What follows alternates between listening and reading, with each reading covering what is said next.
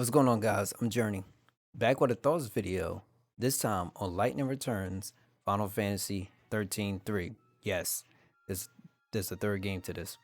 Um, it's unfortunate because it's up. I don't know what more to say.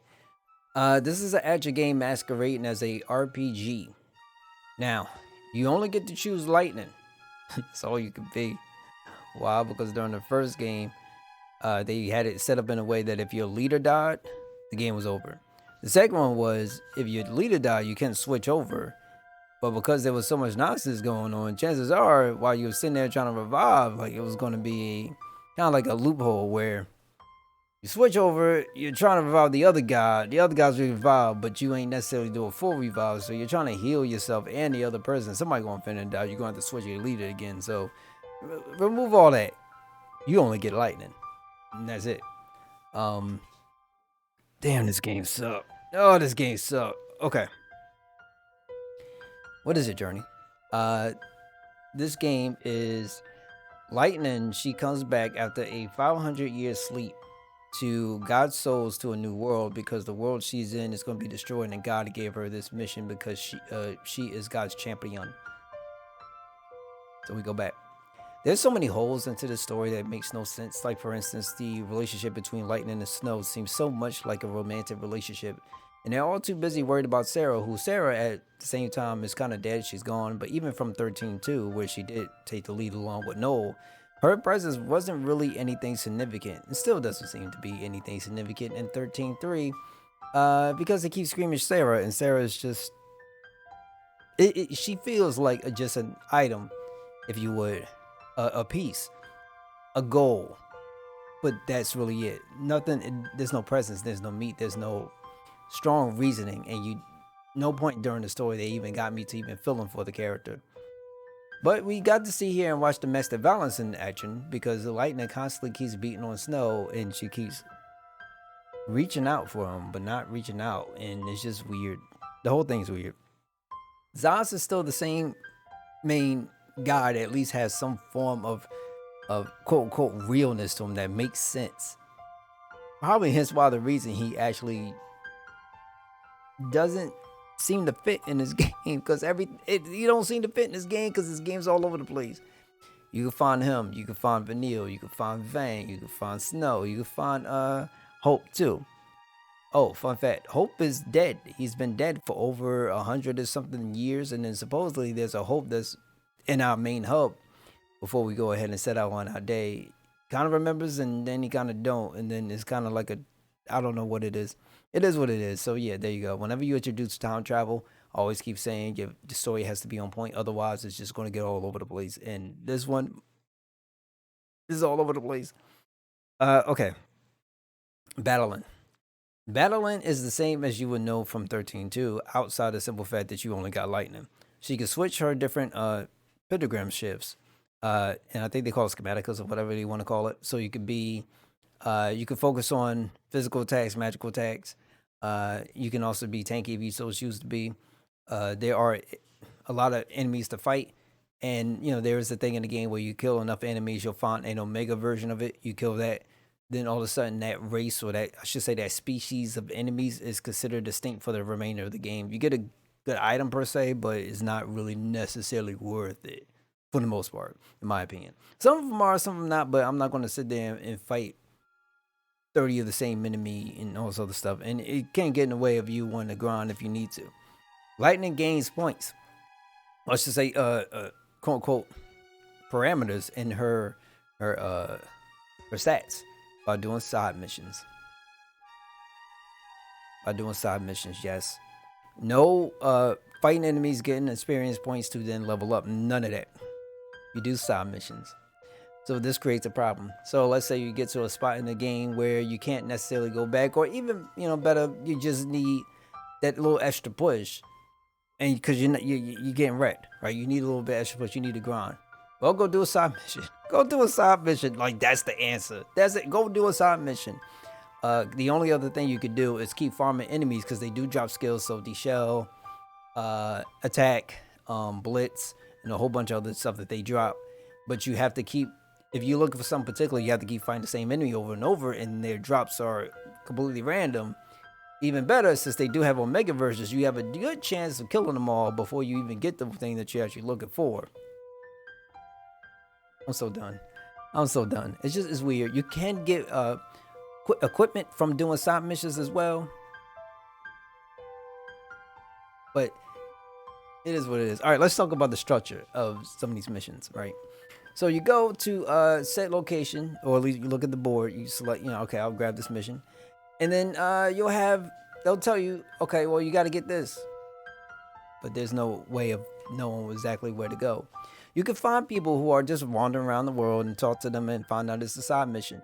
And it essentially goes like this. Hey, I lost my keys. I need help. Okay, no problem. These keys are really important to me, so I really need help. And Lightning will be like, okay, we'll help you. Okay, thank you so much. I appreciate it. Please come back to me once you find my keys. Nobody bothers to ask, where were you last when you dropped your keys? They try to rectify this a little bit, but at the same token, on your map, they'll give you, there's no markers or anything to say this could be the potential area where this is at. And even for main quest will have like markers that that nothing takes place there. So it's just weird. Like, it's like, dude, if you literally tell somebody, hey, I need help finding my keys, and you don't tell a person where was you last when you lost your keys, that leaves a whole state open. For crying out loud, that leaves the globe open. Do you understand what I'm saying? Like, it's like finding a needle in a haystack. Like, dang near impossible. But no, let's keep doing this, because for whatever reason, we need to be this imaginary old school thing that just, no matter what, people want to find out on their own. Like, we don't need to do no work. There's no reason to put like red circles around a specific area where people need to be. There's no reason for any of that stuff. That's for pro programming and pro design and like a pro game supposed to be. No, we need to be. We're absolved. That's not us to square. We don't need to do that stuff. So it's a bit weird for me, and I don't care for that stuff. I'm not going to sit up there and crunch numbers and looking for stuff that doesn't really make any sense to. Nor do I want to go and try to talk to the whole world to find out where the heck is my keys. You know what I'm saying? So that's the side missions in a nutshell, in my personal opinion. Now, there's a thing in here called EP. You get up to a certain point. This EP allows you to do a plethora of things. For instance, it allows you to teleport to areas that you already previously visit. It allows you to heal yourself. Wait. Even better. It's the only way you can heal. In a sense of an actual skill. You can heal with regular items like a potion, a high potion, even an X potion later in the game. But there's a white mage in the game, and anybody who's ever played Final Fantasy knows what a white mage is, right? You know what a white mage is. White mages, they heal. This game is the first game I ever seen in my life that doesn't have a white mage that heals. Well, I should say it has a white mage. It just can't heal. It just does dispel. Like, you can't even find, I've never even seen a cure. There's not even a skill with a cure to get from enemies that have been defeated. How do you heal? Oh, you use items in your EP points.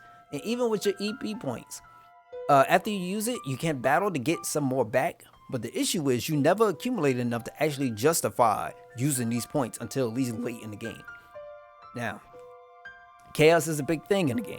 Chaos is a big thing in the game. As you run in the world, you'll find out there's these big globes, and you can run inside them. At that point, you're in the chaos field. Enemies could come out, and in that field, they get HP regen. They'll probably get a buff to stats. So whatever they do, they're harder to kill. And hit a little bit harder as well, too. But you get rewards, some bonuses from it. So you'll get to refill your EP gauge, a bit quicker. So think of it double. At the same token, that chaos field ain't constant, right? So it's just, nah. Also, if anybody tells you the game gives you more than enough time to do everything you need to do, that's a false statement. Why? Because the game itself tells you, soon as you start, then you will not be able to finish everything in this game. So try to do as much as you can for the time that you're allowed.